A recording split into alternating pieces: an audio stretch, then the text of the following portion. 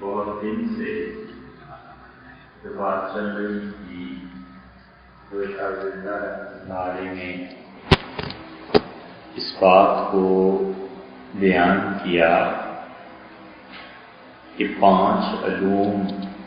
ہر انسان کے لیے ضروری ہیں، اور ان 5 علوم میں کس طرح ان کو انسانوں کے ساتھ ملایا جاتا ہے اور انسانوں کو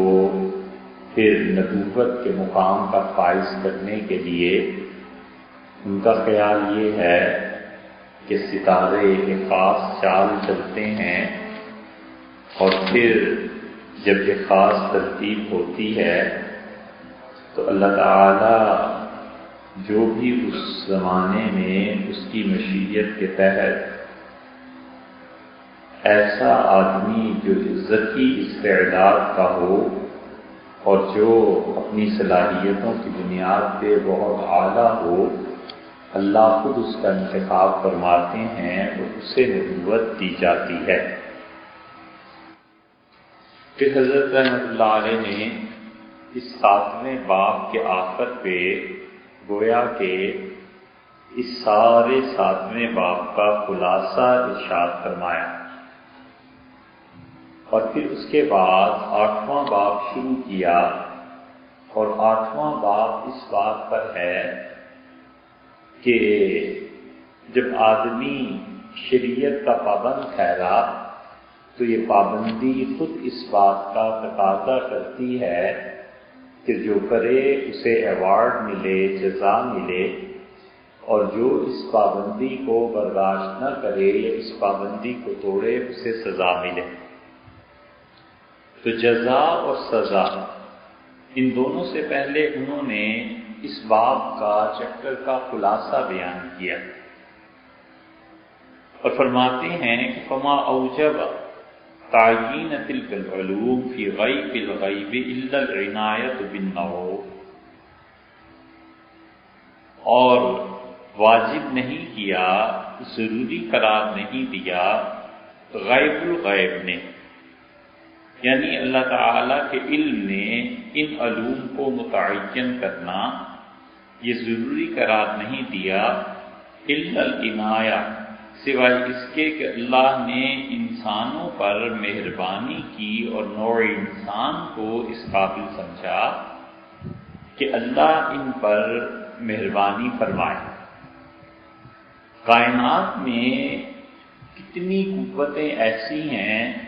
جن کے لیے اللہ نے اطاعت پر جزا اور نافرمانی پر سزا مقرر کی۔ دیکھنے کو پہاڑ ہیں، پانی ہے، آگ ہے، مٹی ہے، انسان ہے، جنات ہیں، جانور ہیں، گنتے چلے جائیں سینکڑوں چیزیں نکلیں گی۔ اب آدمی سوچے کہ اللہ تعالیٰ نے کیا پتھر کے لیے یہ مقرر کیا ہے کہ وہ اس کا حکم کا تابع رہے؟ تو قرآن کہتا ہے ایسے ہے، حدیث کہتی ہے ایسے ہے، اور پتھر اللہ کے حکم کی نافرمانی نہیں کرتا۔ مثلا اللہ تعالیٰ نے جب پہاڑ پر تجلی ڈالی اور وہ ریزہ ریزہ ہو گیا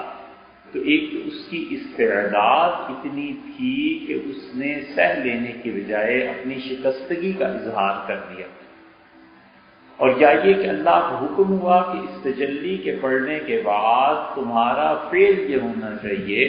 کہ تم ریزہ ریزہ ہو جاؤ، اور وہ ہو گیا۔ پتھر ہے، اللہ نے اسے حکم دیا ہے کہ ان پتھروں میں سے پانی گزرے گا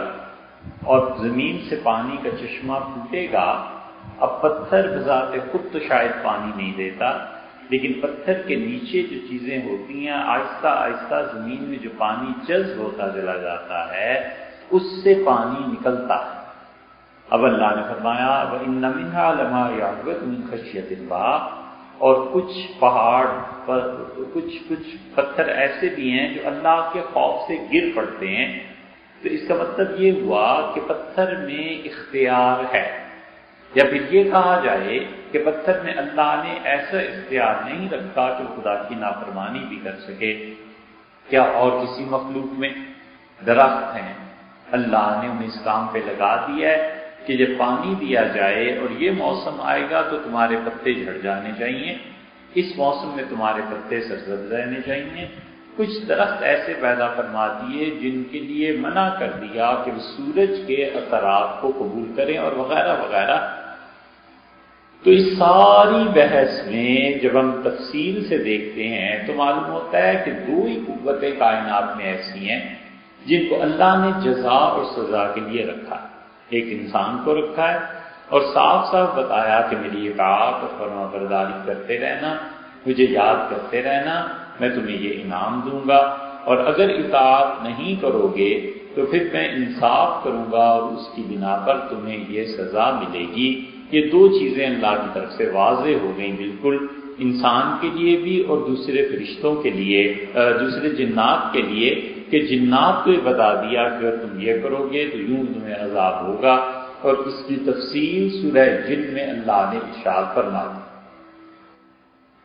اس کے علاوہ تیسری کوئی مخلوق ایسی نظر نہیں آتی کہ اس میں نافرمانی کا مادہ بھی ہو، کہ اللہ نے کہا ہو ایسے کرو اور اسے اختیار بھی مل گیا ہو کہ وہ ایسے نہ کرے۔ ایسے نہیں ہے، بلکہ کل اللہ کی مخلوق جس کام پہ اللہ نے لگا دیا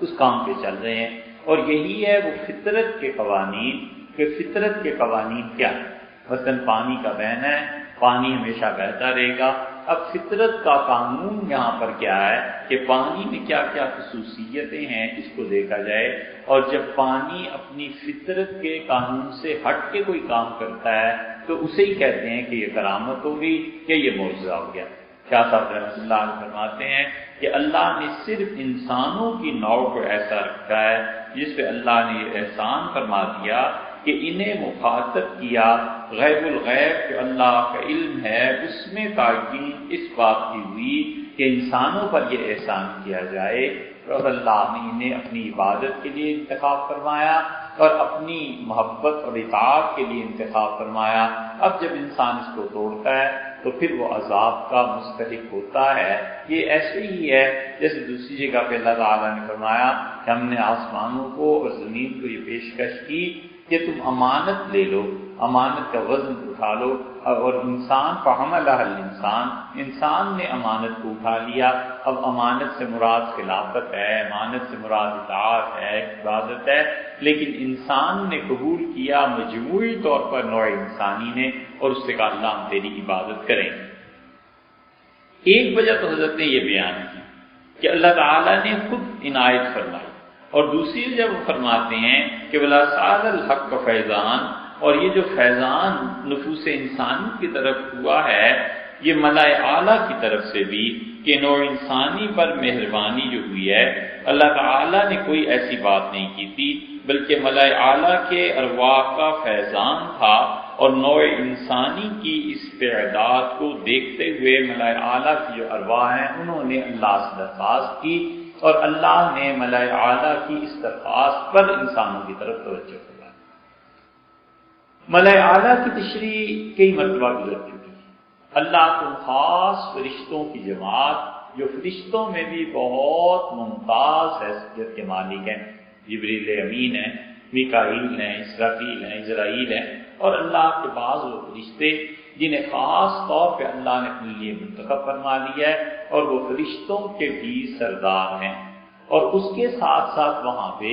کبھی یہ بھی ہوتا ہے کہ اس دنیا میں جو اعلیٰ درجے کی پاکیزہ ارواح ہوتی ہیں، اللہ ان ارواح کو، روحوں کو شامل کر دیتا ہے ملائکہ کے ساتھ، اور یہ وہ چیز ہے جو حضرت شاہ عبدالعزیز صاحب محدث دہلوی رحمۃ اللہ علیہ نے تفسیر عزیزی میں لکھی ہے۔ اور یہ اتنا نازک مسئلہ ہے کہ یہاں سے آدمی جب پھسلتا ہے تو شرک کی وادی میں جا گرتا ہے، کیونکہ ارواح اولیاء کرام کی، انبیاء علیہ السلام کی، انہیں تصرف کا حق حاصل ہے یا نہیں۔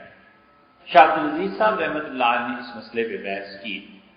کچھ لوگ کہتے ہیں کہ اولیاء اللہ کی ارواح کو اللہ نے یہ اختیار دیا ہے کہ وہ اپنا اختیار استعمال کرتے ہیں۔ کشتی ڈوب رہی تھی، ایک اللہ کا ولی آیا اور اس نے اس کشتی کو ایسے ہاتھ لگایا اور کشتی تیرنے لگی۔ ایک آدمی کہتا ہے کہ میں نے حضرت رسالت بنا صلی اللہ علیہ وسلم کو دیکھا، جہاز بالکل فضائیہ کا زمین سے ٹکرانے کو تھا، آپ تشریف لائے اور آپ سے جہاز کو سیدھا کر دیا، وغیرہ وغیرہ اس قسم کی چیزیں ہیں۔ اور یہاں پہنچ کے اختلاف ہے یہ سارا شرک اور توحید کا، کہ کچھ ایسے ہیں ابن تیمیہ رحمۃ اللہ علیہ وغیرہ وہ بالکل ان چیزوں کو نہیں مانتے۔ وہ کہتے ہیں کہ جتنے تصرفات تم دیکھتے ہو، حوادث سے بچنا ہے، برکتوں کا عطا کرنا ہے، چیزوں میں بڑھوتی کا پیدا کرنا ہے، وغیرہ وغیرہ، یہ سب چیزیں جو تم دیکھتے ہو یہ حقیقت میں اللہ کی اپنی رحمت ہوتی ہے، اس کے فرشتے ہوتے ہیں، وہ کسی بھی ایسی صورت میں آ جاتے ہیں جس صورت تمہارے لیے مانوس ہوتی ہے، پیاری ہوتی ہے، اور تم یہ سمجھتے ہو کہ وہ یہ کر رہا ہے نا، کہ وہ نہیں ہوتا بلکہ وہ کوئی اور چیز ہے جسے تم دیکھ رہے ہو۔ اور اسی طرح وہ کہتے ہیں کہ شرک کے لیے بھی پھر اسی طرح راہ ہموار ہوتی ہے کہ مثلا ایک آدمی نے شرکت کے خلاف کام کیا، ماتم کیا، جلوس نکالا، وغیرہ وغیرہ، رات کو سے کوئی خواب میں آ کے کہتا ہے کہ ہم تم سے بڑے خوش ہیں اور تم نے یہ بہت اچھا کام کیا ہے، آئندہ سال پھر ایسے کرنا، آئندہ سال پھر میری قبر پہ ایسے چڑھاوا چڑھانا، یہ کرنا وہ کرنا۔ تو وہ کہتے ہیں کہ وہ شیاطین ہیں جو انسانوں کی شکل روپ دھار کے آ جاتے ہیں، اور آ کے وہ کہتا ہے میں فلاں ولی اللہ ہوں، اللہ کسے پتہ ہی نہیں۔ مثلاً ایک آدمی یہاں سے فرض کر لیجئے لاہور جاتا ہے، حضرت علی جویلی رحمۃ اللہ علیہ کے مزار پہ چادر چڑھاتا ہے، اب اگلے دن وہ خواب میں دیکھتا ہے کہ حضرت نے آ کے اسے بہت زیادہ شاباش دی کہ آتے رہا کرو لاہور اور چادریں بھی لے آ کرو۔ اب اس آدمی کا اعتقاد پکا ہو جاتا ہے کہ ارے حضرت نے فرما دیا یہ تو بالکل ٹھیک ہے۔ ابن تیمیہ رحمۃ اللہ علیہ کہتے ہیں یہ بات نہیں ہے، وہ ایک شیطان تھا اور اس نے اپنا نام یہ رکھا اور تمہیں خواب میں آ گیا اور تم یہ سمجھتے ہو کہ حضرت بڑے خوش ہیں، حضرت کو کیا پتہ ہے ان چیزوں کا کیا ہو رہا ہے کیا نہیں ہو رہا۔ اسی میں حضرت شاہ عبد القادر صاحب محدث دہلوی رحمۃ اللہ علیہ نے جہاں پر یہ آیت آئی ہے کہ اللہ تعالیٰ نے فرمایا کہ ایمان والوں کا اور مشرکین کا نکاح ناتا اس کو ختم کر دیا گیا، حرام ہے مشرکوں کے ساتھ نکاح کرنا۔ شاہ عبد القادر صاحب رحمۃ اللہ علیہ نے اس کے ترجمے میں یہ عبارت لکھی ہے اور انہوں نے لکھا ہے کہ جو لوگ پوجتے ہیں بزرگوں کو وہ بزرگ بے گناہ ہیں، ایک شیطان اپنا وہی نام رکھ کر اپنے آپ کو بجواتا ہے۔ یہ ہے سارا مسئلہ کہ آدمی کرے کیا، جائے گا امتحان میں بڑھ جاتا ہے۔ ایک آدمی نے مثلا سیدنا حسین رضی اللہ عنہ کی نیاز تھی 10 محرم کو، کسی بھی موقع پہ کئی سال ثواب، اس کی پوری امت کا ہے کہ کوئی چیز پکانا، کھلانا، کپڑے پہنا دینا، کوئی بھی نیکی کا کام کرنا اور نیت یہ کرنا کہ اللہ اس کا ثواب فلاں آدمی کو پہنچے، میرے والد فلاں فلاں اس کو پہنچے، اس پہ سارے متفق ہیں۔ اختلاف اس سے شروع ہوتا ہے کہ کیا وہ جو شریعت کے خلاف حرکتیں کر رہا ہے اس کا ایصال ثواب اس نے کیا اور اس پہ بھی اسے شاباش مل رہی ہے، تو وہ کون ہے جو اسے شاباش دے رہا ہے؟ ابن تیمیہ رحمۃ اللہ علیہ وغیرہ کا مسلک وہی ہے، وہ کہتے ہیں شیاطین اپنا وہی نام رکھتے ہیں، خواب میں آپ کی اس آدمی کی اس حرکت کو بہت زیادہ وہ کہتے ہیں کہ بالکل ٹھیک ہے۔ ایک آدمی ہے، ایک عورت ہے، مثلاً وہ گئے اور کسی بزرگ کے دربار پہ جا کے دعا مانگی کہ اللہ تعالیٰ مہربانی کرے گا حضرت آپ اللہ سے سفارش کر دیں اللہ بیٹا دے، اب اس کے یہاں بیٹا ہو جاتا ہے، پھر وہ آ جاتے ہیں خواب میں کہتے ہیں اچھا فلاں نام بھی رکھ لینا۔ امام بخاری رحمۃ اللہ علیہ نے اس معاملے میں ایک جگہ جو بات لکھی ہے وہ مناسب نہیں ہے۔ امام بخاری رحمۃ اللہ علیہ نے یہ سورہ اعراف کی جو تفسیر ہے اس میں جو آتا ہے کہ اللہ تعالیٰ نے ارشاد فرمایا کہ اللہ جب ان کو دعا اللہ مخلصین اور اللہ سے بڑے اخلاص سے دعا کرتے ہیں، فمن رتبے، اللہ نے فرمایا جب شادی ہوتی ہے پھر ابتدائی دن ہوتے ہیں اس کی امید کے اور وہ اس بوجھ کو اپنے جسم میں لے کے چل رہی ہوتی ہے، اس کا شوہر وہ دونوں اللہ سے دعا مانگتے ہیں اور کہتے ہیں کہ اللہ اگر آپ ہمیں اچھی اولاد دے دیں تو ہم کیا کریں گے، اس اللہ تعالی بہت شکریہ ادا کریں گے، اور اللہ جب انہیں اولاد دے دیتا ہے تو پھر وہ کیا کرتے ہیں، اللہ کی دی ہوئی چیز کو غیر کی طرف منسوخ کر دیتے ہیں۔ اس پر جو تفسیر لکھی ہے ایک کچے مفسرین نے لکھ دیا ہے کہ یہ آیت جو تھی حضرت آدم علیہ السلام کے بارے میں نازل ہوئی، دنیا میں پہلی مرتبہ ولادت کا سلسلہ ہونا تھا اور حوا کبھی اس مرحلے سے گزری نہیں تھی، تو وہ بڑی پریشان تھی، اللہ سے دعا مانگتی رہی، اور جب بچے کی ولادت ہوئی تو شیطان آ گیا اور اس نے آ کے انہیں پھر بیٹھایا اور کہا کہ اللہ جو تمہیں اولاد دے گا اس کا نام عبد الحارث رکھنا۔ اور حارث شیطان کا نام تھا۔ حارث بڑا اچھا نام، صحابہ کرام رضی اللہ عنہ کے ناموں میں بھی آتا ہے، لیکن شیطان نے ایک اپنا نام رکھا۔ ناموں میں بہت مرتبہ ایسے ہوتا ہے کہ بڑے اچھے اچھے نام صحابہ کرام رضی اللہ عنہ کے ہیں، وہی نام کافروں میں بھی پائے جاتے ہیں۔ مثلاً محمد نام کا جس بچے نے پیدا ہونا تھا کہ اللہ سے دنیا میں نبوت دے،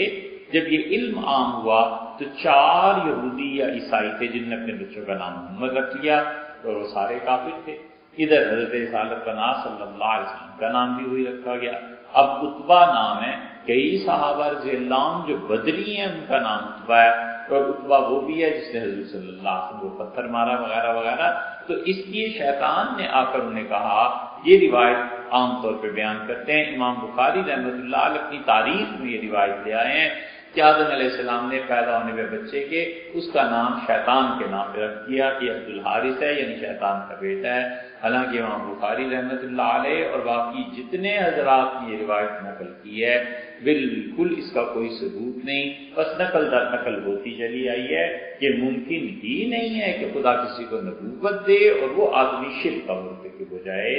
شرک تو بہت بڑی چیز ہے والعیاذ باللہ، خدا اسے اتنا پاک رکھتا ہے کہ وہ کبیرہ گناہ کے قریب نہیں جاتا، وہ صغیرہ گناہ کے قریب نہیں ہو سکتا۔ اس لیے یہاں پر پہنچ کے یہ مسئلہ پیدا ہو جاتا ہے کہ ایک آدمی نے معاذ اللہ اپنے ذوم میں اللہ کے علاوہ کسی کی نظر نیاز دی، کوئی اور کام کیا، اور وہ نظر نیاز جو تھی غیر شرعی تھی۔ اب یہ دیکھتا ہے خواب میں وہ بزرگ آ گئے، وہ بزرگ آ کے کہتے ہیں بڑا اچھا کیا، محرم کا جلوس ہے، تعزیہ ہے۔ یہ تعزیہ جو اٹھاتے ہیں شیعہ، یہ خود ہندوستان کی پیداوار ہے، 200-250 سال ہوتے ہیں یہ تعزیے شروع ہوئے، اس سے پہلے عالم اسلام نے کہاں کوئی تعزیہ نکالتا تھا۔ یہ لکھنؤ اور ان کی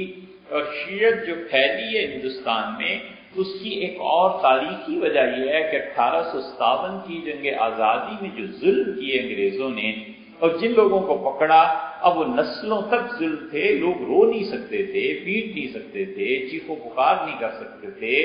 جلسے نہیں کر سکتے تھے، تو کوئی مذہبی بہانہ ملنا چاہیے تھا کہ کریں۔ تو لکھنؤ والے سارے لکھنؤ شہر کو انہوں نے کاٹ کے خندق کھود کے 2 حصوں میں تقسیم کر دیا، محلات گرا دیے، باغات تھے نوابوں کے سارے اجڑ گئے، پھانسی جگہ جگہ درختوں پہ ہونے لگی۔ تو جب محرم آیا تو پھر جس نے بھی رونا تھا اس نے محرم کا نام لے کے سیدنا حسین رضی اللہ عنہ کو کہتے تھے، سیدنا حسین رضی اللہ عنہ کے تھے، اور پیٹتے اصل میں فرنگیوں کو تھے کہ انہوں نے یہ کام کیا ہے۔ اس طرح سے یہ چیز پھیلی، مگر اس کے بعد جو نسل آئی اگلی، انہوں نے سمجھا ہم حقیقی پیٹ رہے ہیں، حالانکہ ایسے نہیں تھا۔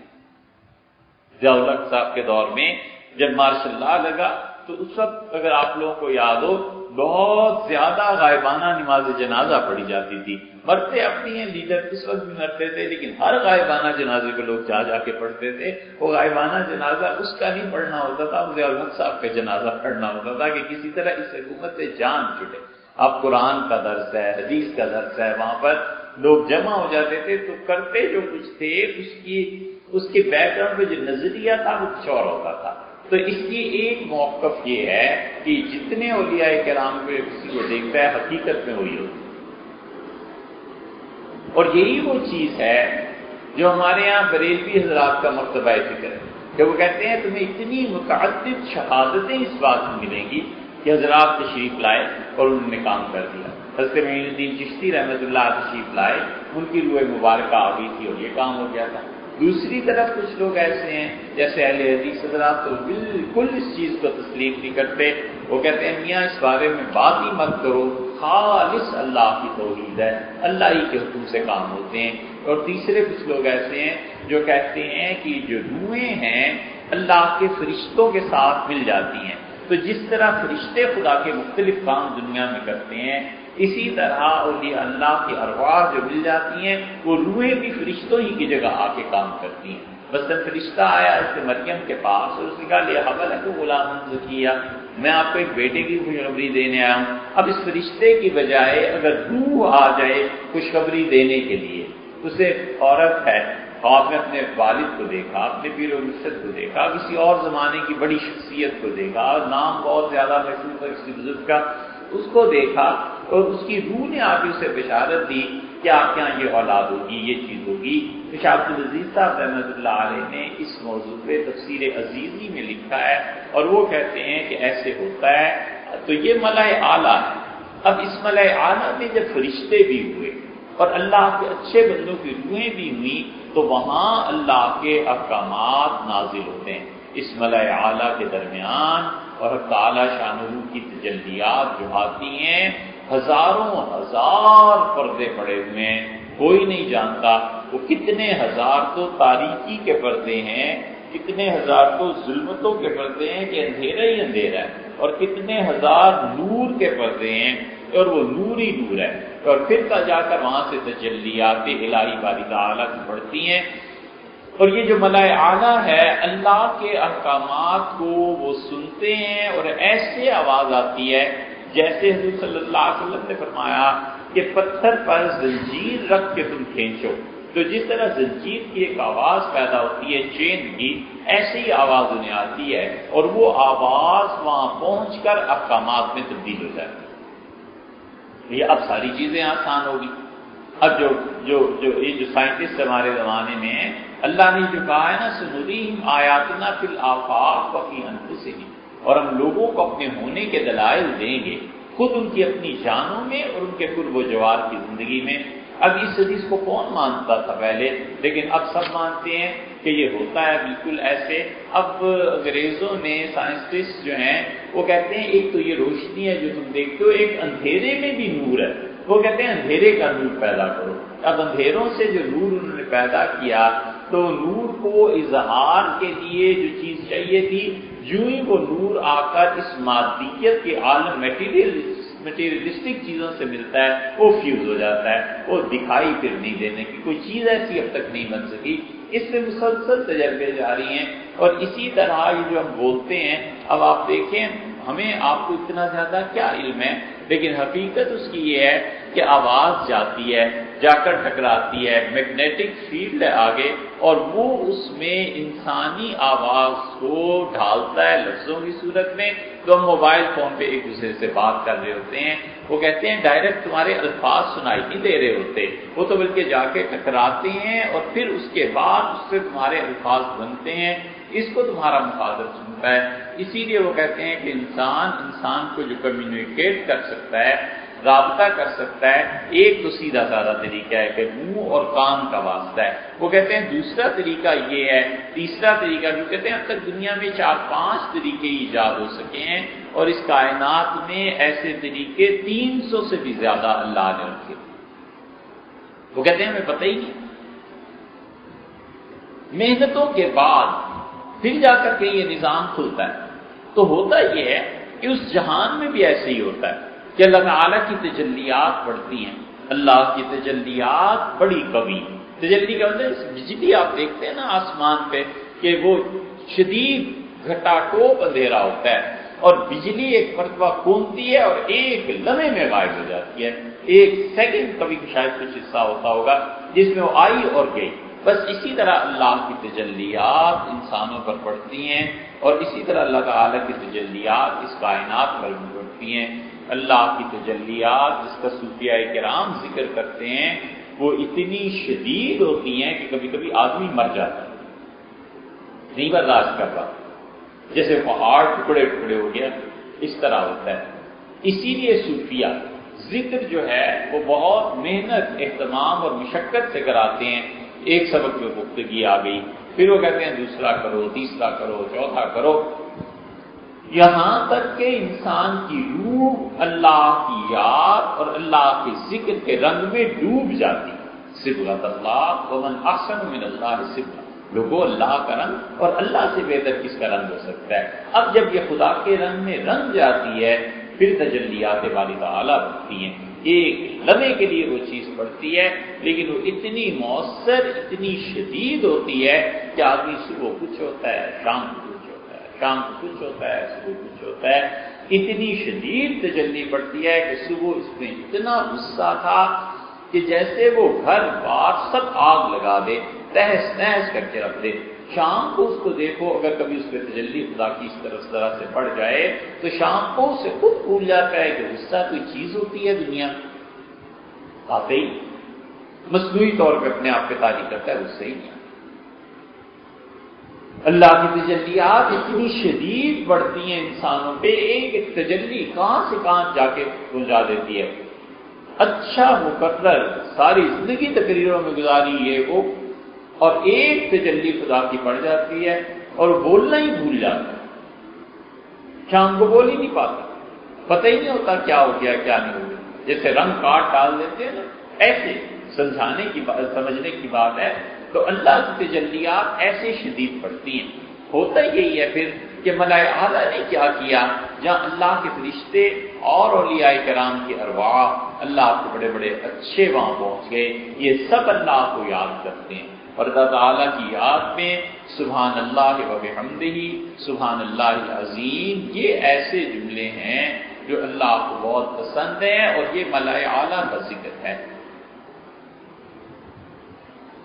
ہمیشہ یاد رکھنا چاہیے، جب بھی رزق کی تنگی ہو جائے، جب بھی قرضے کا بوجھ ہو جائے،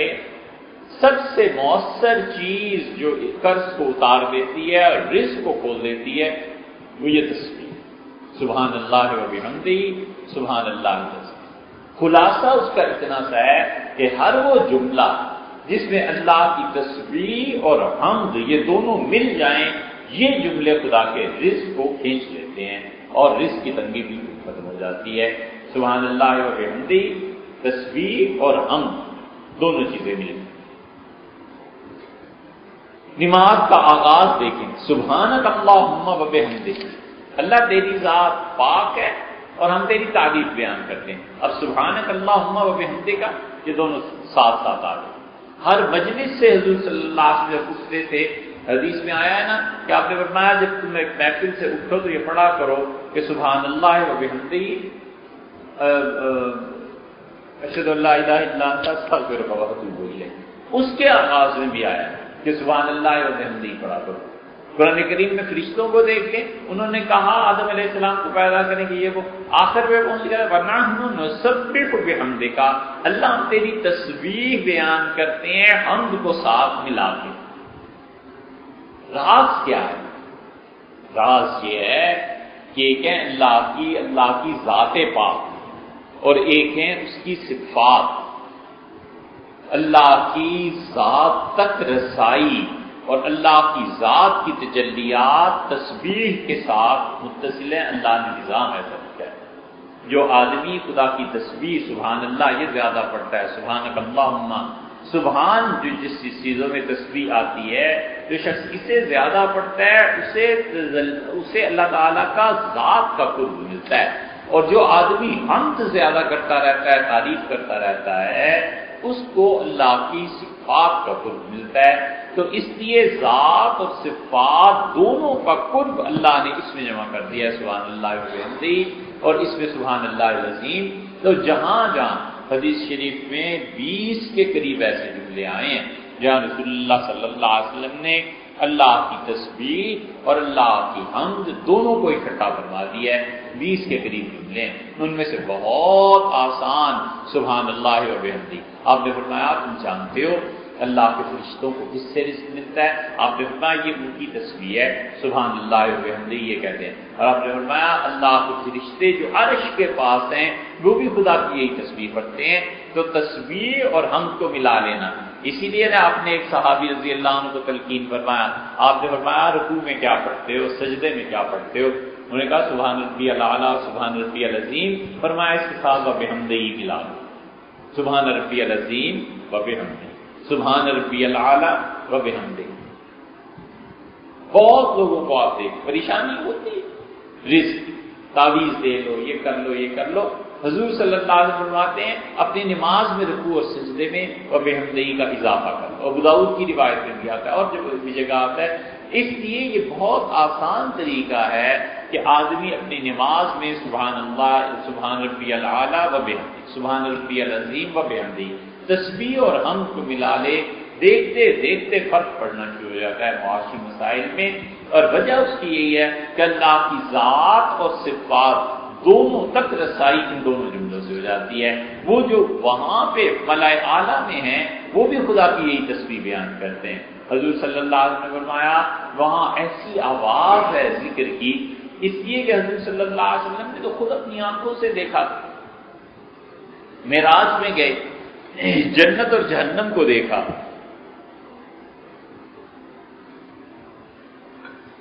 ان ساری چیزوں کو دیکھا۔ ابن عربی رحمت اللہ علیہ کا خیال یہ ہے، وہ کہتے ہیں کہ حضرت رسالت مآب صلی اللہ علیہ وسلم کو 32 مرتبہ معراج ہوئی۔ انہوں نے لکھا ہے اپنی کتابوں فتوحات وغیرہ میں، وہ کہتے ہیں یہ تو ایک معراج جس میں سے جسمانی اور 31 مرتبہ حضور صلی اللہ علیہ وسلم کو روحانی طور پر معراج حاصل، کیونکہ نبی کا خواب بھی تو وہی ہوتا ہے اور اس کا متعدد جگہ ذکر آتا ہے۔ مثلاً حدیث میں آیا ہے، آپ جو میں سویا تو میں نے یہ دیکھا، میں سویا تو میں نے جنت میں یہ دیکھا، مجھے نیند آ گئی میں اونگ میں تھا میں نے یہ دیکھا، اور آپ جو میں بین النوم والیقظہ سونے اور جاگنے کی درمیانی کیفیت میں تھا اور میرے ساتھ یہ چیز پیش آئی تھی۔ اسی لیے جو سالک ہے نا، جو ذکر اللہ کو شروع کرتا ہے، تصوف کے اذکار جو شروع کرتا ہے، تو اسے بعض اوقات وہ فیصلہ نہیں کر پاتا کہ میں سویا ہوا تھا یا میں جاگ رہا تھا، یہ کیفیت پیش آئی تھی۔ یہ ہوتا کیا ہے؟ ہوتا یہی ہے کہ اس میں پوری احوال کھولے بھی نہیں جاتے اور اس سے پردہ بھی نہیں کیا جاتا، اسے تھوڑا تھوڑا بتاتے رہتے ہیں، دیکھو ٹھیک چل رہے ہو، صحیح چل رہے ہو۔ پھر ہوتے ہوتے انسان کی جب ترقی ہوتی ہے روح کی، پھر ان چیزوں کو دیکھتا ہے۔ تو حضور صلی اللہ علیہ وسلم نے 32 مرتبہ یہ چیزیں دیکھی ہیں، عرش پہ عرش کے ساتھ کیا ہو رہا ہے اور تجلیات کیا ہیں، جنت کیا ہے، جہنم کیا ہے۔ تو آپ نے فرمایا کہ دیکھو میں نے وہاں پہ وہ جو اللہ کے فرشتے عرش کے پاس ہیں وہ ایسی اللہ کو یاد کرتے ہیں جیسے شہد کی مکھیوں کی بنبناہٹ ہوتی ہے۔ آپ نے فرمایا ایسے ہوتا ہے ان کے ساتھ، کیا پڑھتے ہیں؟ یہی سبحان اللہ و بحمدہ۔ یہ وہاں جو خدا کے پاک فرشتے ہیں، شاہ صاحب رحمۃ اللہ علیہ کا خیال یہ ہے کہ وہ کہتے ہیں کہ انہوں نے اللہ سے درخواست کی اور انہوں نے اللہ تعالیٰ سے کہا کہ پروردگار یہ ایک کوئی ایسی مخلوق پیدا کر کہ اس مخلوق کو تو مکلف بنائے احکامات کا، اور پروردگار کوئی ایسی مخلوق ہو جس کو جزا بھی ہو سزا بھی ہو۔ تو اللہ تعالیٰ نے پھر یہ صوفیہ کا قول ہے، وہ کہتے ہیں اللہ نے اپنی صفات کے اظہار کے لیے مخلوق کو بنایا۔ مثلا اللہ کی صفت مغفرت ہے، جب کائنات میں کچھ نہیں تھا تب بھی تو اللہ غفور تھا ہی، اب بھی ہے، آئندہ بھی ہوگا، لیکن اس پر کس کی مغفرت کرتا؟ کوئی گناہ کرنے والے ہی نہیں، تو اللہ نے انسانوں کو بنا دیا، یہ گناہ کریں گے میں مغفرت سے۔ اور یہ وہ چیز ہے جو ابو ایوب انصاری رضی اللہ عنہ نے آخری حدیث بیان کی، اور قصہ یوں ہوا کہ استنبول موجودہ قسطنطنیہ اسے فتح کرنا، اور ابو ایوب انصاری رضی اللہ عنہ آخری لشکر جو گیا ہے، آخری تو نہیں یعنی صحابہ کرام رضی اللہ عنہ کے زمانے میں جو لشکر گیا ہے، آخری لشکر تو سلطان محمد فاتح کا تھا، تو وہ جو گئے ہیں ابو ایوب انصاری رضی اللہ عنہ بہرحال جس لشکر میں بیمار ہو گئے اور ابو ایوب انصاری رضی اللہ عنہ کا انتقال ہو گیا، تو وفات سے پہلے انہوں نے لوگوں کو بلایا اور انہوں نے کہا ایک حدیث میں نے حضور صلی اللہ علیہ وسلم سنی تھی کبھی بیان نہیں، اور مجھے ڈر تھا کہ اگر میں یہ حدیث بیان کر دوں تو ایسے نہ ہو لوگ اس کا غلط مطلب لیں اور اس حدیث کا سہارا تکیہ لے کے گناہ کرنے لگے، اور اب میں اس لیے بیان کر رہا ہوں کہ قرآن میں آیا ہے اور حضور صلی اللہ علیہ وسلم نے جو علم کو چھپائے گا اس پہ لعنت پڑے گی اللہ کی، تو میں علم کو لوگوں اپنے ساتھ نہیں لے جاتا، میں تمہیں دے کے جانا چاہتا ہوں۔ اور پھر فرمایا کہ رسول اللہ صلی اللہ علیہ وسلم نے فرمایا لوگوں، اللہ کہتا ہے کہ اگر میرے بندے بالکل گناہ نہ کریں اور سارے شہر اور بستیاں ایسے پاک ہو جائیں جیسے وہ ولادت کے وقت پاک تھے، تو میں انہیں مٹا دوں اور پھر اپنی نئی مخلوق کو پیدا کر دوں۔ عرض کیا باری تعالیٰ یہ کیا؟ اللہ نے فرمایا یہ ہماری مشیت ہے کہ لوگ گناہ کریں اور ہم انہیں معاف کرنے کی جو صفت ہے اس کو بندوں پر نشاور کریں، بندوں کو بتائیں کہ ہم معاف کرنے والے ہیں۔ اب ابو انصاری رضی اللہ عنہ جو کہتے تھے نا اس پہ تکیہ کر کے کہیں گناہ نہ کرنے لگے، تو ان کا اس سائڈ کو بھی تو خیال رکھنا تھا۔ پھر یہ بات ساتھ ہی چلی جاتی، اسی سے صوفیہ کہتے ہیں کہ اللہ نے اس کائنات کو پیدا کیا ہے اپنی صفات کے اظہار کے لیے۔ اسی کو ابن عربی نے لیا ہے، اسی کو وہاں روم نے مصنوی میں لیا ہے۔ مصنوی میں جو انہوں نے کمال کی باتیں ارشاد فرمائی ہیں نا، اس میں ایک یہ چیز کہی، انہوں نے کہا اللہ کہتا ہے کرتم خلق تاسو دے گنا، ہم نے مخلوق کو اس لیے پیدا نہیں کیا کہ ہمارا کوئی کارخانہ چلنا ہے، ہماری کوئی پیسے آنے ہیں، کوئی چیز ہونی ہے، اس کائنات سے میری مخلوق مجھے کچھ نفع دے گی، کما کے دیں گے۔ من کردم خلق تاسو دے گنا، ہم نے بندوں کو اس لیے پیدا نہیں کیا کہ کوئی ہمارا فائدہ ہے، بلکہ تابر بندگاں جودے گنا، ہم نے اس لیے پیدا کیا ہے کہ شہنشاہیت کا اظہار کریں کہ دیکھو ہم کیسے ہیں، دیکھو ہم کیسے گناہوں کو معاف کرتے ہیں، دیکھو ہم کیسے دعائیں سنتے ہیں، دیکھو ہم اپنے بندوں کے ساتھ کیسی مہربانیاں کرتے ہیں، دیکھو ہم اپنے بندوں کے ساتھ کس طرح بخشش اور فیض کا اظہار کرتے ہیں۔ اللہ نے اس لیے پیدا کیا۔ ملائکہ اعلیٰ نے دعا مانگی اور انہوں نے کہا اے پروردگار کوئی مخلوق، اللہ نے اس مخلوق کو پیدا کیا، وہ کہتے ہیں جو تمہاری استعداد ہے اس کی وجہ سے۔ اور پھر مختلف ادوار جو آئے، تیسری بات وہ کہتے ہیں کہ دیکھو اس چیپٹر میں اس پچھلی بحث میں جو نے بیان کی ہے وہ یہ ہے کہ یہ دیکھو کہ شریعتوں کو اللہ تعالیٰ پھر بدلتا رہا ہے۔ کہیں اللہ تعالیٰ نے رکھ دیا کہ یہ جانور حرام، اگلی نسل میں فرما دیا یہ حرام، کہیں کہہ دیا کہ نماز پڑھو عبادت کرو یہ عبادت، کہیں فرما دیا کہ اچھا 5 وقت عبادت کرو، کہیں کہہ دیا 2 وقت عبادت کرو، کہیں کہہ دیا کہ یہ جو 4 رشتے ہیں چچا تایا پھوپھی اور ماموں، ان چاروں کے بیٹے بیٹیاں نہیں تعلق حرام ہے ان کا، کہیں ہم اس امت کو اجازت دے دی۔ یہ سب کچھ جو تبدیلی ہوتی رہی ہے یہ اس لیے کہ ہر زمانے کے حالات مختلف تھے۔ سیدنا موسیٰ علیہ السلام کا دور فیصلہ کن دور تھا، اس سے پہلے کبھی ایسے نہیں ہوتا تھا کہ انسانوں کی مخالفت ہو اور انسان کو اٹھ کے مارے۔ مشرک ہے، مومن کو اجازت نہیں ہوتی تھی کہ کافر کو اٹھ کے مار دے، اور کافر کو بھی اجازت دی تھی کہ مومن کو مارے، اگر وہ مارتا تھا تو اس کا اپنا طریقہ تھا۔ آدم علیہ السلام کے دونوں بیٹے مومن تھے، ایک مومن نے دوسرے مومن کو اگر شہید کر دیا تو اس کا اپنا پیدا ہے، اللہ کی طرف سے کوئی اجازت نہیں۔ حضرت موسیٰ علیہ السلام کا جب دور آیا تو اللہ تعالیٰ نے کہا کہ آئندہ سے زمین فیصلہ زمین برسر زمین کے فیصلے زمین پہ ہی نپٹاؤ، اب ہم نہیں کریں گے۔ اس لیے موسیٰ علیہ السلام سے پہلے جو انبیاء علیہ السلام آئے ہیں،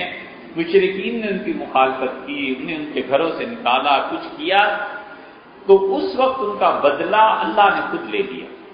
اس پہ پتھر برسا دیے، اس پہ عذاب آ گیا، اس پہ عذاب آ گیا، ہوائیں چل پڑی، لیکن حضرت موسیٰ علیہ السلام کے بعد پھر خدا کے عذاب ایسے نہیں آئے۔ اللہ نے کہا انسان خود ہی نپٹے،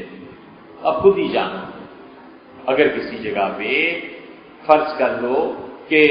حضرت صالح علیہ السلام، حضرت شعیب علیہ السلام کی قوم کم تولتی ناپتی تھی تو ہم نے عذاب دے دیا تھا، اب زمین پہ اگر لوگ کم ماپ تول کے کام کریں گے تو انسانوں کو سیدھا کر لیں،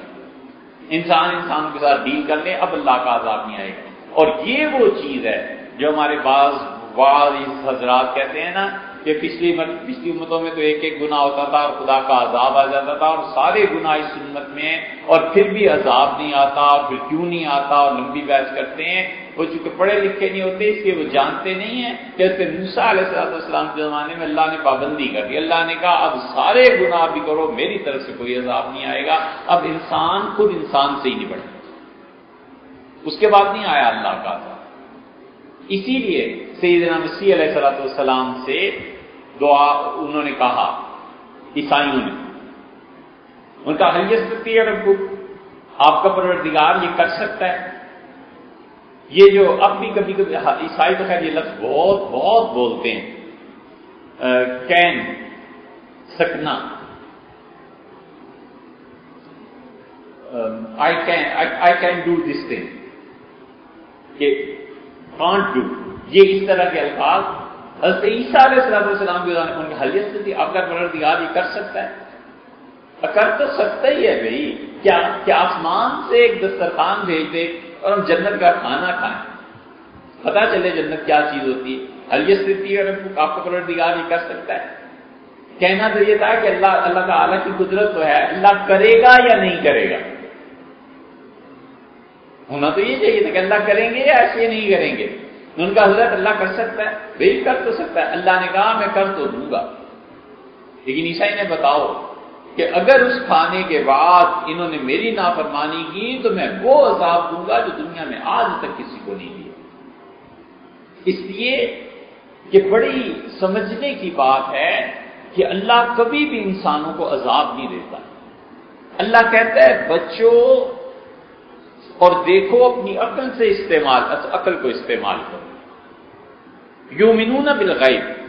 بن دیکھے مجھ پہ ایمان رکھتے ہیں، تو عقل انسانی اصل ہے۔ اسی لیے اللہ کہتے ہیں کہ ما سلککم فی سقر، انہوں نے کہا تم جہنم میں کہاں پہنچ گئے؟ وہ کافر کیا کہیں گے؟ ان کا لو کنا نسمع او ناقل، اگر ہم نے انبیاء علیہ الصلوۃ والسلام کی بات غور سے سنی ہوتی یا اپنی عقل سے ہی کام لے لیا ہوتا تو ہم آج کبھی بھی یہاں نہ ہوتے۔ اصل چیز دلائل پہ غور کرنا ہے۔ اسی لیے اللہ کہتا ہے کہ انظروا، دیکھو ہم پھل کیسے پیدا کرتے ہیں، اور پھلوں پر غور کرو، اذا اثمر، جب پھل جنم لیتا ہے، وینع، اور جس دن پھلوں کی چنائی ہوتی ہے، جس دن فصلوں کی کٹائی ہوتی ہے، اس میں غور کیا کرو، تم ہم تک پہنچ جاؤ گے۔ اللہ فرماتے ہیں تم نے سمندروں پہ بھی غور کیا ہے؟ ہر چیز عقل عقل عقل، غور فکر۔ جب اللہ دیکھتا ہے کہ آدمی غور اور فکر کر کے بھی نہیں پہنچتا تو اب عذاب دیں، کہتا ہے نہیں، اب چلو عقل نہیں تو دید سے، اب تمہیں دکھا دیتے ہیں۔ پھر وہ دکھاتا ہے کہ ندی پہاڑ کو دیکھتا ہے اور وہاں سے ایک اونٹی کا بچہ برآمد ہو جاتا ہے، حضور صلی اللہ علیہ وسلم کے چاند دو ٹکڑے ہو جاتا ہے۔ اب یہ بجائے بصیرت کے بعد بصارت پہ آ جاتی ہے، بجائے عقل کے دید پہ آ جاتی ہے کہ دیکھو اب بھی مانو گے کہ نہیں مانو گے۔ اب جو عقل سے بھی کام نہ لے اور آنکھوں سے دیکھی ہوئی حقیقت کو جھٹلائے تو ایسے کو خدا پھر جہنم میں نہ پھینکے تو کدھر جائے گا؟ اگر یہ باقی رہے گا تو دنیا کے دوسرے لوگوں کو بھی گمراہ کرے گا۔ اللہ کوئی کمی نہیں چھوڑتا لوگوں کے لیے دلائل کی۔ اللہ کہتا ہے آنکھوں سے دیکھ لو، اس تمہاری سمجھ میں نہیں آئی دیہاتی آدمیوں، آنکھوں سے دیکھو کہ دیکھو کیسے پانی نے ڈبو دیا، آنکھوں سے دیکھو کیسے ہم نے اپنے بندے کو آگ سے بچا لیا۔ جب یہ بھی نہیں مانتے تو نہ عقل کی مانے، نہ اپنی دیدہ جو چیزیں دکھائی دیتی ہیں ان کو مانے، تو ایسے ظالم کا کیا علاج ہے؟ تو اس لیے عیسیٰ علیہ السلام کی ہم سے کہا گیا کہ دیکھو ہم نازل تو کر دیں گے،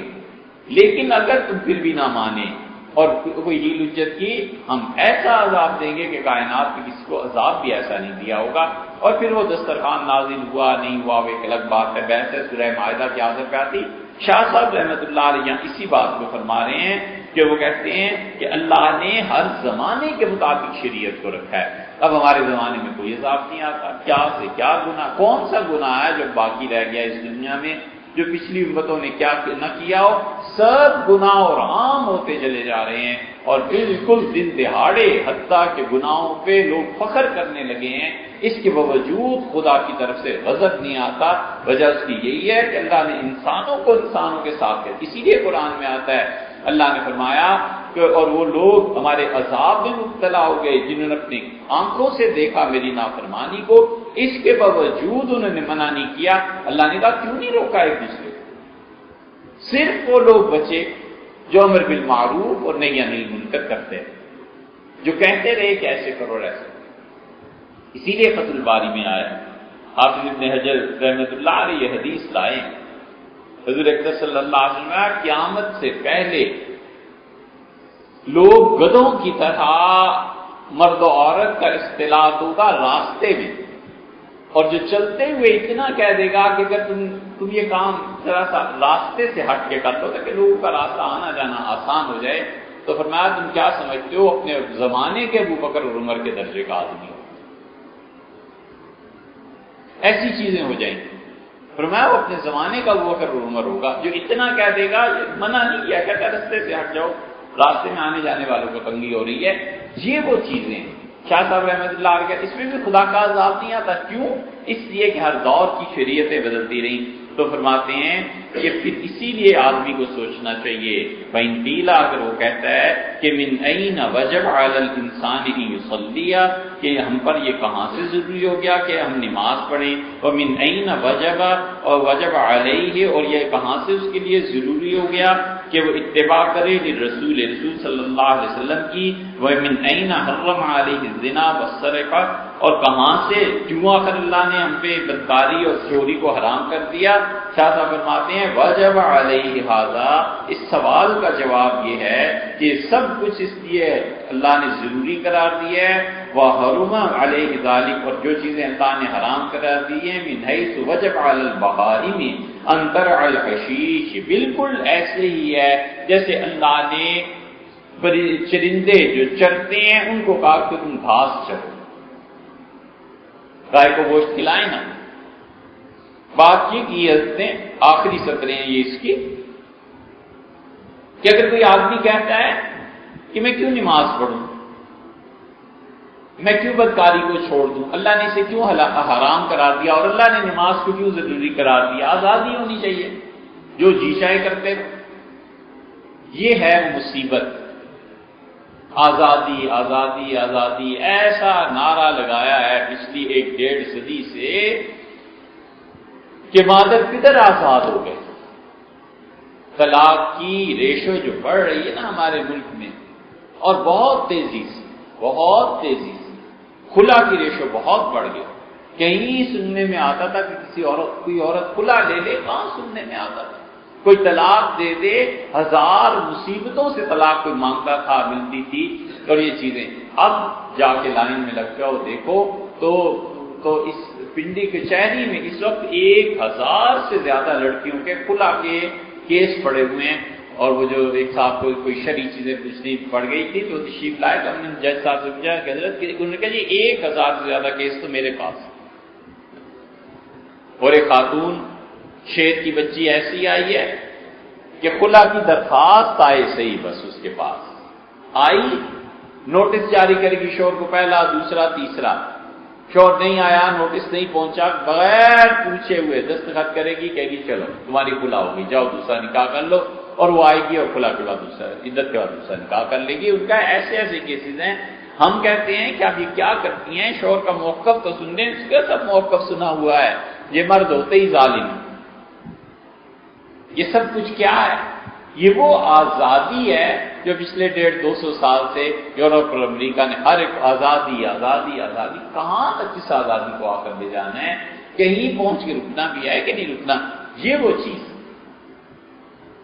کلنٹن اپنے زمانے میں کلنٹن جو تھا بڑا پڑھا لکھا ان کا صدر تھا ایک جگہ امریکہ میں، تو وہ ایک تقریب سے نکلا جہاں آزادی کا پرچار کرنے والے 60 65 64 کے کتنے جوڑے تھے، شادی ہوئی، ادھر بھی لڑکے ادھر بھی لڑکے،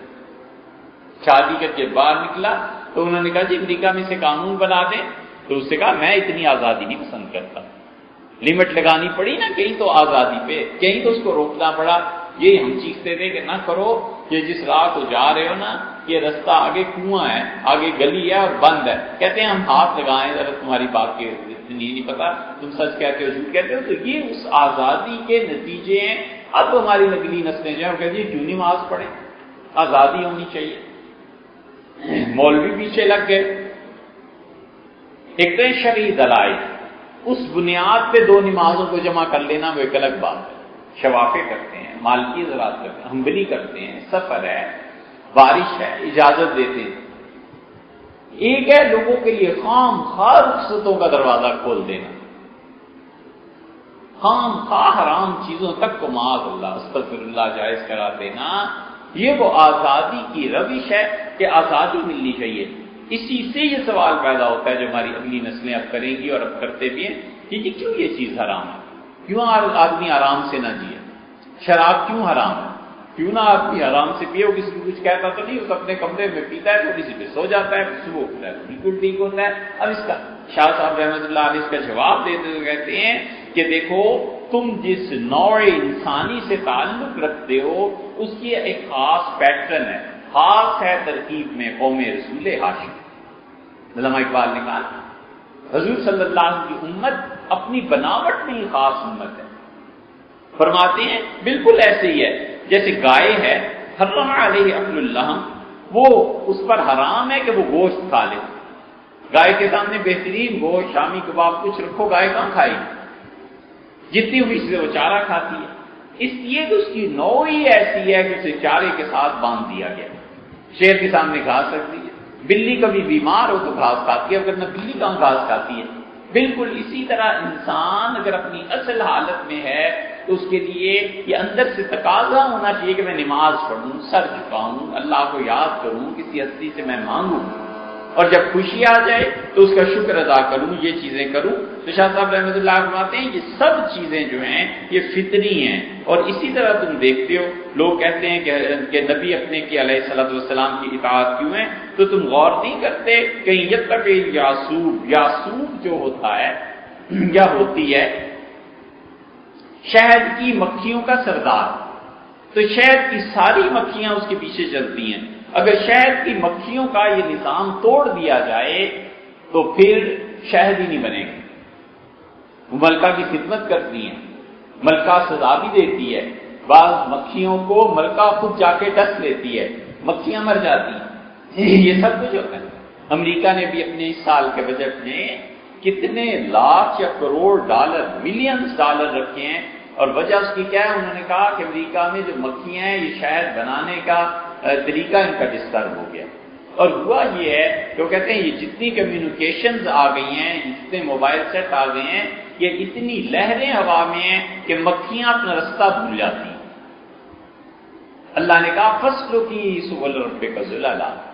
اور أَوْحَىٰ رَبُّكَ إِلَى النَّحْلِ، اور تیرے پروردگار نے شہد کے مکھی کو وحی کی، یعنی اس کے دل میں یہ بات ڈالی۔ اللہ نے کہا پھولوں کو چوسا کر، ثُمَّ كُلِي مِن كُلِّ الثَّمَرَاتِ، اور جتنے بھی پھل ہیں ان سے اپنے غذا کو حاصل کر۔ اور اللہ نے اسے کہا کہ تیرے لیے راستے مقرر ہیں ہوا میں، ان راستوں پہ توڑ کے جائے گی اور انہی راستوں سے گھر کو واپس آئے گی۔ اسلام میں چوتھی پانچویں صدی میں کتنے ہی جاہل گمراہ پیدا ہوئے، کہنے کو مسلمان تھے، وہ کہتے تھے یہ راستے ہمیں تو نظر نہیں آتے، کاش آج زندہ ہوتے تو انہیں کوئی بتاتا کہ یہ سارا جتنا کمیونیکیشن کا نظام ہے، حتیٰ کہ جہاز جو اڑتے ہیں یہ سب کے سب کسی نہ کسی لائن پہ سفر کر رہے ہوتے ہیں۔ اب وہ کوئی کہے مجھے نظر نہیں آتی، تمہیں نہیں نظر آتی، پائلٹ کو تو نظر آتی ہے، نہ صرف کچھ پتا چلتا ہے کوئی تو جہاز وہ چلا رہا ہے، وغیرہ کیسے چلائے۔ اب انہوں نے کیا کیا، جب یہ کمیونیکیشن، یہ ساری موبائل اور یہ چیزیں عام ہو گئی، مکھیاں اب راستے بھول جاتی ہیں، مر جاتی ہیں۔ نتیجہ اس کا یہ نکلا کہ وہ راستہ بھول کے گھر کو نہیں پہنچتی، شاید پیدا نہیں ہوتا۔ اس سال امریکہ نے اپنے بجٹ میں کئی ملین ڈالر رکھے ہیں کہ اس بات کو پابند کیا جائے کچھ علاقوں کو جہاں پر یہ موبائل اور یہ چیزیں نہ ہوں، اور مکھیاں واپس اپنے گھروں میں آئیں اور آ کر وہ شہد کی ملکہ، اور وہ آ کر قے کریں، اور وہ قے جو ہے اس کا وہ شہد۔ یہ حرام اور حلال کا نظام دیکھ، انسان قے کرے ناپاک چیز ہے، حرام ہے نا، اور یہی قید کتا کھا لے تو کتے کے لیے تو جائز ہے۔ آپ کہیں گے مکروہ کام ہے، بڑا ناپسندیدہ کام کتا کرتے، کتے کے لیے تو جائز ہے نا۔ شہد کیا ہے؟ مکھی چوستی ہے رس کو، اور جب اس کا معدہ بھر جاتا ہے تو وہ پھر سے متلی ہوتی ہے، اور متلی کے بعد وہ قے کر دیتی ہے۔ وہ جو قے کرتی ہے یہی تو شہد ہے جو ہم کھاتے ہیں، یہ اس کی متلی ہے، اس کے لیے حرام ہے یا حلال ہے الگ بات ہے، ہمارے لیے حلال ہے۔ یوں چیزیں بدلتی ہیں، یوں چیزیں تبدیل ہوتی ہیں۔ شاہ صاحب رحمۃ اللہ فرماتے ہیں تو کہتے ہیں کہ اپنے نبی علیہ السلام کی اطاعت کیوں ضروری؟ اسی لیے ضروری ہے کہ جیسے ایک ملکہ ہے اور شہد کی مکھیاں آتی ہیں، اس کی خدمت کرتی ہیں اور شہد پیدا ہوتا ہے، اس نظام کو اگر مکھیاں توڑ دیں تو مر جائیں، بالکل ایسے ہی تم انسان ہو کے نبی کی اطاعت علیہ السلام اس کو جو توڑتے ہو تو تم بھی تو پھر مرو گے۔ تو فرماتے ہیں یہ ساری چیزیں وَاسْتَوْجَبَ الْإِنسَانَ تَلَقَّى عُلُومِهِ كَسَبًا وَنَظَرًا، اور اسی لیے ضروری قرار دیا گیا ہے کہ انسان علم کو حاصل کرے، چاہے وہ کسب سے کرے اور چاہے نظر سے کرے، اور وحیًا وحی سے کرے اور تقلیداً یا تقلید سے کرے۔ یہاں پہ پہنچ کے حضرت رحمۃ اللہ نے فرمایا اس بات کو، پہلے انہوں نے کہا کہ دیکھو فَلِلَّهِ الْحُجَّةُ الْبَالِغَةُ، یہ جو میں نے تمہیں بتایا ہے اللہ کی حجت پوری ہوگی، اللہ کی دلیل پوری ہوگی۔ حجت عربی میں کہتے ہیں دلیل کو، پنجابی میں، اردو میں حجت کہتے ہیں دلیل دے دے پھر بھی آگے سے کوئی بات کرے، جیسے کہتے کیا حجتیں نکال رہے ہو، مطلب یہ کہ بات پوری کر دی، اب سمجھ جاؤ آگے سے کیا فضول باتیں کر رہے ہو۔ عربی میں اس کا مفہوم ہو رہا ہے، عربی میں مفہوم یہ ہے کہ حجت یعنی دلیل پوری۔ شاہ صاحب رحمت قرآن کریم میں بھی آیا ہے، وہاں بھی سورہ انعام میں، قل فللہ الحجت البالغہ، کہہ دیجئے اللہ نے لوگوں اپنی بات تمام کر دی، اپنی دلیل پوری کر دی۔ شاہ صاحب نے اس کا نام بھی اپنی کتاب کا وہیں سے لیا ہے، حجت اللہ البالغہ، یا فرماتا ہے فللہ الحجت البالغہ، میں نے تمہیں سمجھا دیا ہے، اللہ کی طرف سے دلیل پوری ہو گئی ہے، تمہیں پتہ ہونا چاہیے کہ ہم کیوں نماز پڑھیں، تمہیں پتہ ہونا چاہیے کہ بدکاری کیوں ہو رہا، تمہیں پتہ چل جانا چاہیے کہ نبی کی اتباع علیہ السلام کیوں کی جائے۔ کہتے ہیں یہ ساری چیزیں اس لیے انسان کے لیے ضروری ہے کہ عقل سے کام لے ایک، یا وحی سے یا تقلید سے اپنے علوم کو حاصل کرے، باقی اللہ بہتر جانتا ہے۔ تین چیزیں فرمائیں کہ انسان غور و فکر سے کام لے تو اللہ تک پہنچے، وحی کی تقلید، وحی کے علوم کو حاصل کرے، یا تو پھر دوسری چیز، اور تیسرے تقلید، اور اس میں قصب اور نظر جو حضرت نے فرمایا ہے، یہ قصب اور نظر یہ منطق کی اصطلاح ہے،